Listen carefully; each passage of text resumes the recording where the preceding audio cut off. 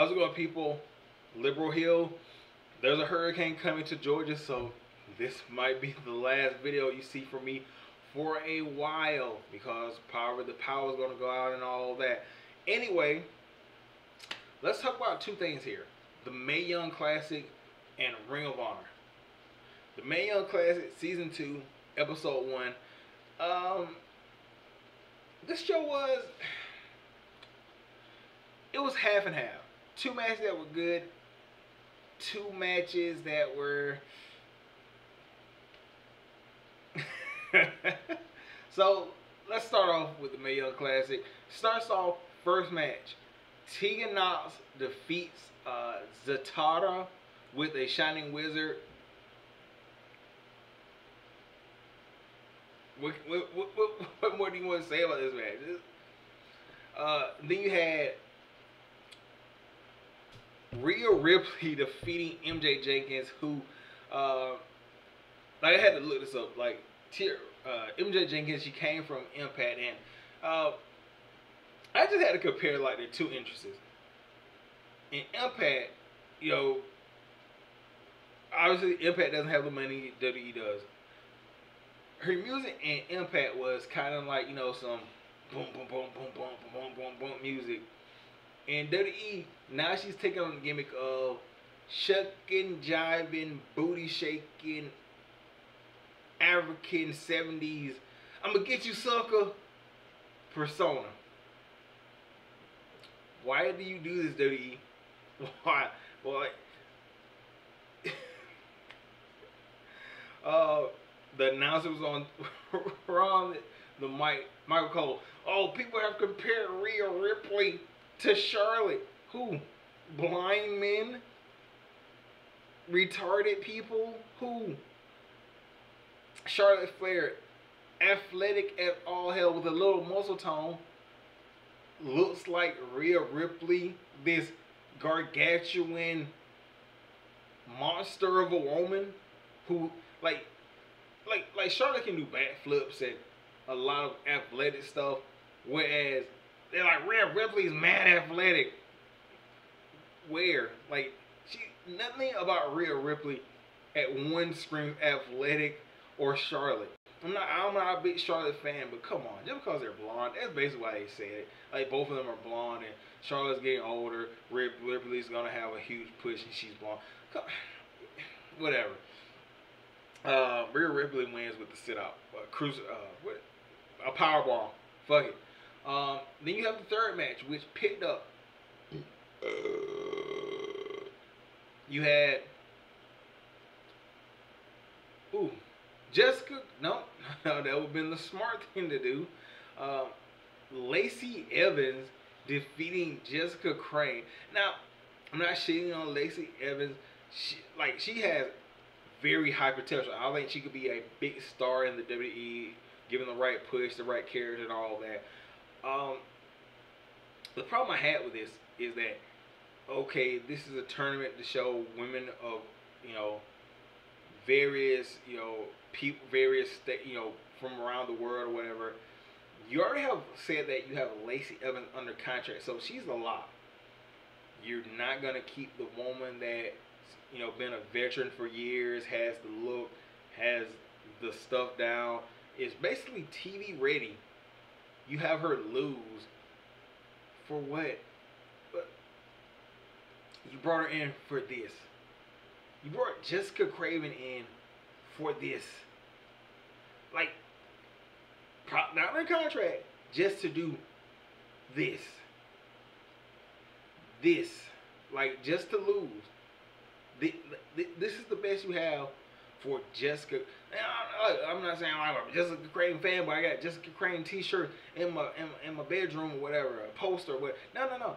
I'm just looking at this from, you have this massive woman who's living her character. I'm gonna say living her character, but she's in character. She looks the part. You bring her in for one match to lose to a woman that you already have, like, locked in.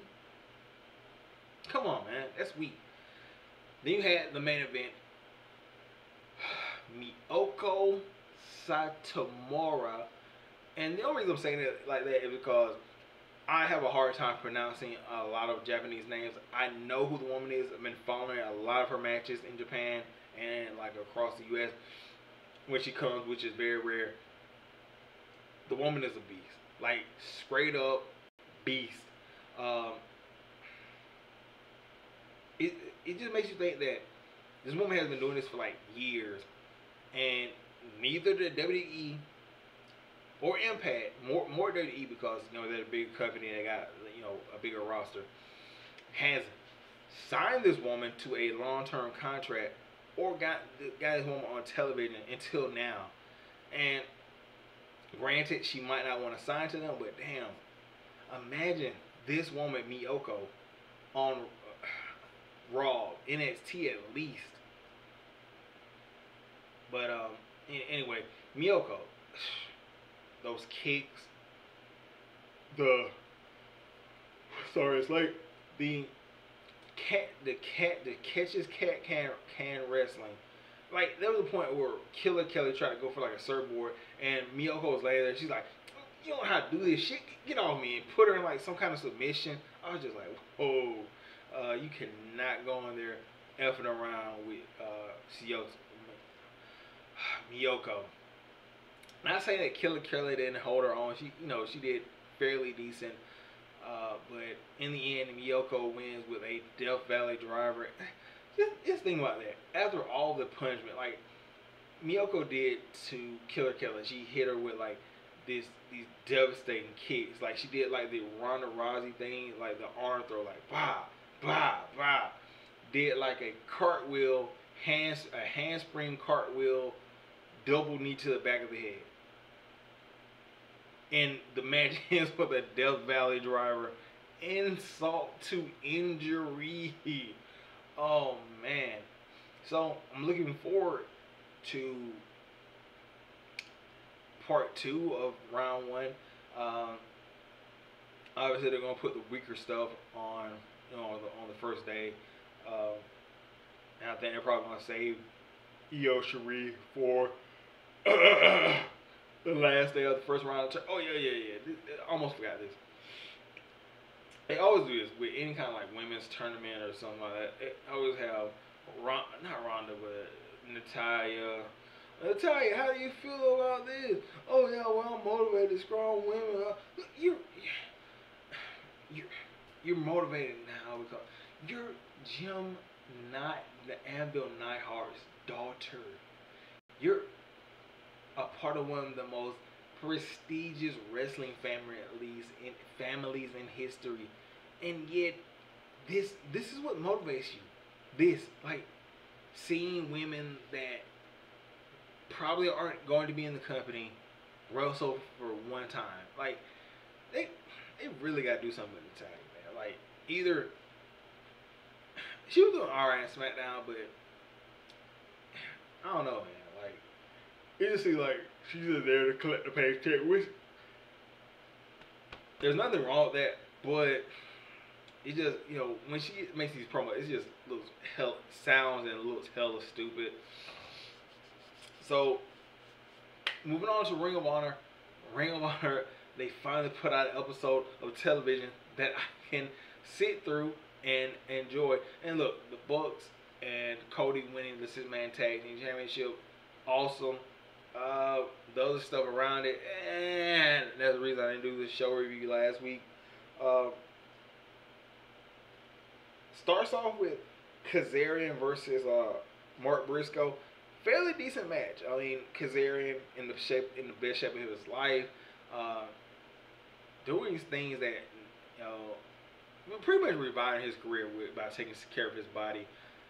But in the end, he does end up winning, but he also gets a beatdown from the Briscoes and Punchman Martinez that came in to beat up Scorpio Sky because Scorpio Sky saved Sabin and Shelly from Martinez's attack. Oh, I'm sorry, Bandana Martinez. So what I'm thinking at the next pay-per-view is going to be Martinez defending his title against Scorpio and Chris Sabin, hell saving, whatever you want to call them. That should be an interesting match.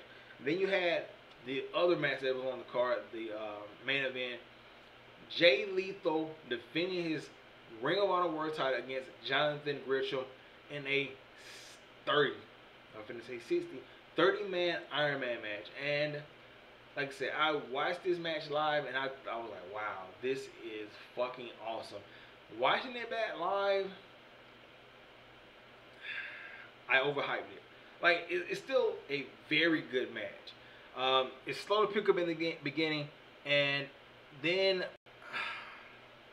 here's where the match to me really took a large downfall. So, Jonathan Gresham, with 3 minutes left to go, he gets Jay Lethal to tap out to the octopus, and he's like, yeah, oh, 3 more minutes. Oh, no, I'm out of here, man. But Jay Lethal beats him up, blah, blah, blah, blah, blah, blah, blah. Eventually, he gets him into a figure 4, and with 90 seconds, let me repeat that, 90 seconds. With 90 seconds in the figure 4, Jonathan Gresham taps out like a bitch. And then he gets on break and says like, hey, I didn't come this far for that kind of result. You, shut up. You couldn't. So you're not gonna come this far for that result, but you can't last 90 seconds to win the world title. Shut up. Jay Lethal ends up winning the sudden death with the lethal injection. Good match. It was just slow to start off. So, all in all, I hope the rain doesn't affect me too hard so that I can at least watch Hell in the Cell and watch Roman Reigns beat up Braun Strowman.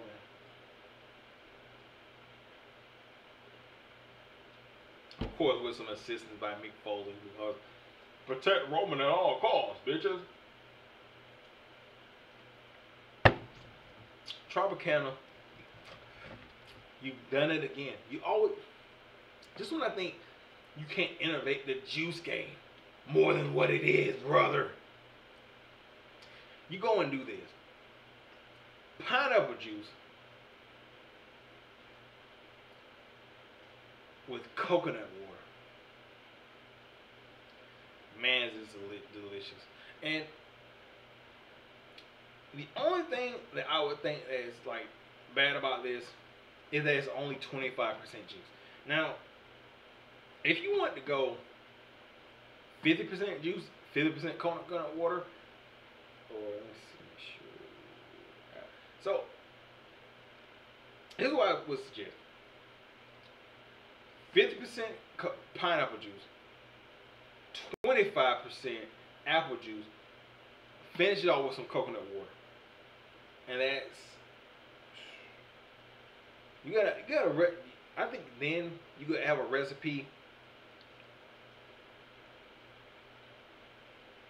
Because right now, the coconut water and the is barely noticeable. But anyway, I'm gonna get out of here. Guys, tell me your thoughts on this. Did you enjoy the first round of the Mae Young Classic? I haven't really looked at the bracket. Who are your picks to win? Who is your pick to win the Mae Young Classic? And Ring of Honor, did you enjoy this week's episode? So anyway, I'm gonna get out of here. I'll catch you guys when I catch you guys. Peace out.